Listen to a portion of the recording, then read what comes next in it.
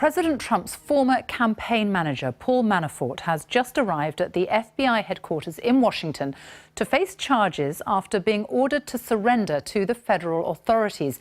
It's all part of the investigation into alleged Russian interference in last year's presidential election. Well, Jane O'Brien joins us live now from Washington. This just happened in the last hour. What more can you tell us? Well, we do know that Paul Manafort has been under investigation for some time into possible money laundering, tax violations, and for failing to properly disclose his lobbying for foreign entities.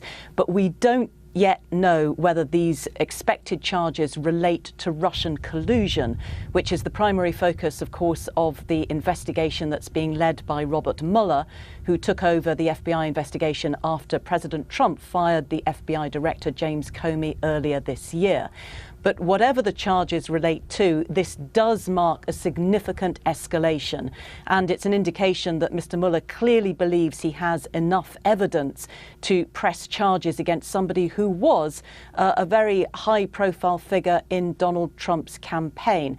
Now, the other person that who's been asked to surrender is Rick Gates. He's a business associate of Mr. Manafort, and he retained a central role in the Trump White House, organising the inauguration events and also acting as a lobbyist on a special committee formed to promote President Trump's agenda.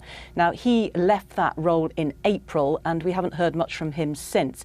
But the fact that these two figures, high-profile figures within the Trump orbit, at least for a short time, could be now facing charges is clearly significant. Significant, as you say, and it comes just 24 hours after President Trump took to Twitter to vent his frustration and his anger at this investigation.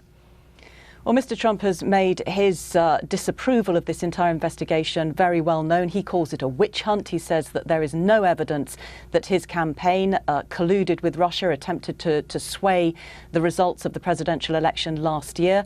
And he's spent the weekend trying to divert attention away from the focus into his campaign and back onto Hillary Clinton, saying that there should be a renewed investigation into her use of a private email server and investigations into revelations last week that the Democratic Party actually funded an infamous dossier into salacious behaviour that he was accused of in Moscow and other issues. And Jane, I'm just reading now, we're reading from Reuters, that Manafort has been, and Gates have been indicted by the federal grand jury on 12 counts, including conspiracy against the US, conspiracy to launder money. That's just come from Reuters.